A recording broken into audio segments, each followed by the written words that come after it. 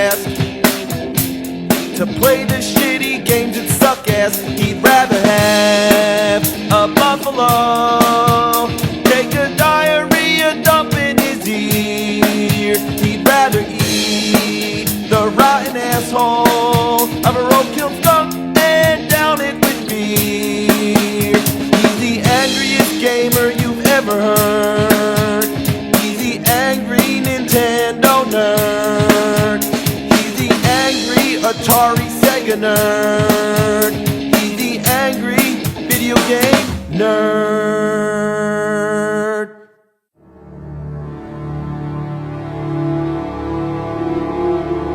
Once upon a time, video games were more than games. They were adventures. I'm talking about the SwordQuest games for the Atari 2600. They were based on the four ancient elements of the cosmos: SwordQuest Earthworld, Fireworld, Waterworld, we're not talking about the Kevin Costner movie, and at last there was going to be Airworld. In these games, the player navigates through a series of mystical chambers in search of hidden treasures, but you weren't just playing a game, you were on a real adventure searching for real treasures. Atari was giving out prizes, and we're not talking about cheap plastic little things you get from a McDonald's Happy Meal. No man, this was real stuff. Here's how it worked. First, you'd have to buy the games, which all came out one at a time. If you became a club member, they'd mail you a t-shirt along with the games as soon as they got released. Not to mention, each game came with a poster and a DC comic book. The games were all about finding clues, so you'd write down all the clues and send them to Atari. Those who found the most would go to Atari headquarters to compete in the finals. Here they'd have custom-made versions of the game, which the players had 90 minutes to finish. Whoever finished first would win the prize.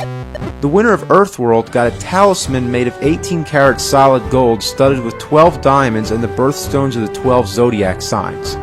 The winner of Fireworld got a chalice made of platinum and gold studded with diamonds, rubies, sapphires, pearls, and green jade. The winner of Waterworld would get a crown made of gold decorated with diamonds, rubies, sapphires, and aquamarines.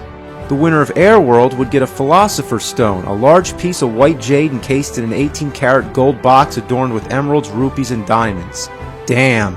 According to Atari's advertising campaign, these prizes were valued at $25,000 each. But that wasn't all. The four winners would come back for one final competition, and the winner of that would win a jewel-encrusted sword with an 18-karat gold handle and a silver blade covered with diamonds, emeralds, sapphires, and rubies. The sword was valued at $50,000.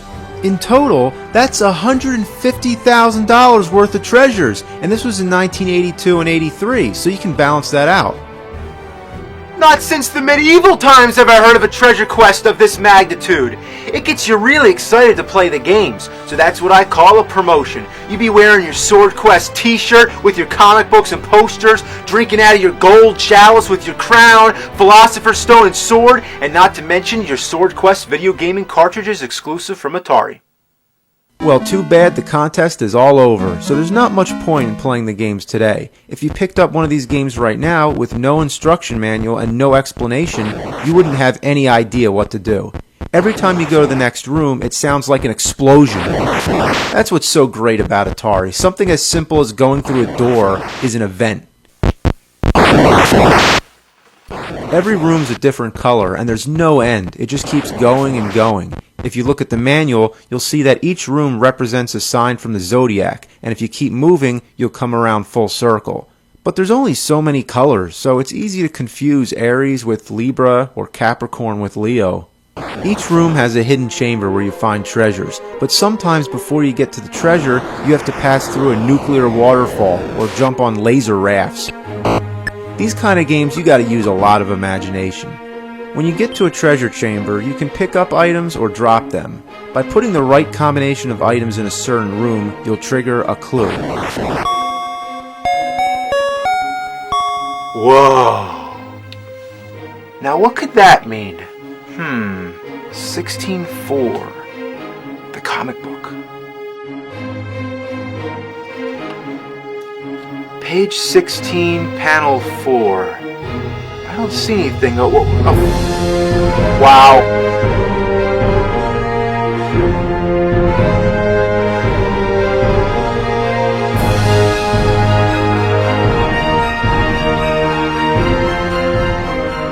There's 10 hidden words, and they're supposed to make a sentence, but 5 of them are bogus. The only way to figure out which are the right words is to find a subliminal hint on the first page.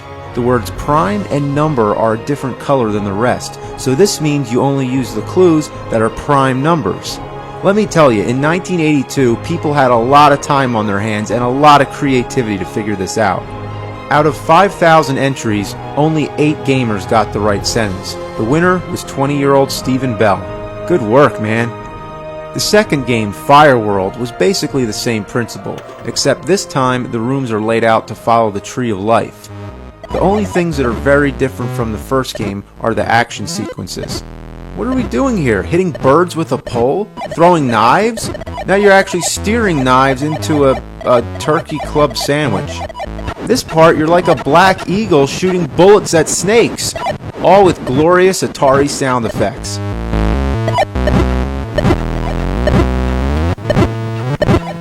I think this game was a little easier than Earthworld because this time over 50 gamers found all the clues, so Atari had sort of a tiebreaker where they made everyone write down what they liked about the game. Damn, that's a good game. Gee whiz, I sure love that game. And somehow, based on those answers, they narrowed it down to 50 contestants. Michael Rideout was the final winner and received the Golden Chalice.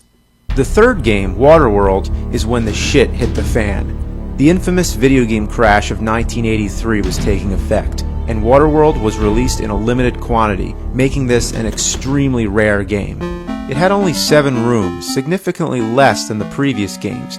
This time, it was based on the chakra structure. Appropriately, its action scenes all had something to do with water. Either you're trying to swim around sharks, dodge squids, or hop on icebergs. The contest never happened. Atari's financial problems led them to sell the company and pull the plug on the whole thing. The fourth game, Airworld, is just what it is, air. It never got made, though a prototype has been rumored and even hoaxed. It's a very sad end to what could have been the greatest gaming event in history. An adventure series with rooms based off mythology came with comic books, a chance to win real treasures, and then it all vanished. The biggest mystery of all is whatever happened to the remaining treasures. Eyewitness accounts and pictures prove that they all existed because they were on display during the competition. But where are they now? The guy who bought Atari was a guy named Jack Trammell. Some comments online from people in the business have said that they've seen the sword hanging in Trammell's living room. There's no pictures or any hard evidence to support this, but if he does have the sword, it's most likely he has the crown and the Philosopher's Stone as well. Somebody's got to find out. The real SwordQuest is the quest for that sword and the other treasures. They belong in the hands of gamers who earn them. You know, everybody who put those games in their Ataris had a chance of winning. It was something to dream about, but that dream's been thrown down the toilet. It's 30 years later, but I say the contest must go on.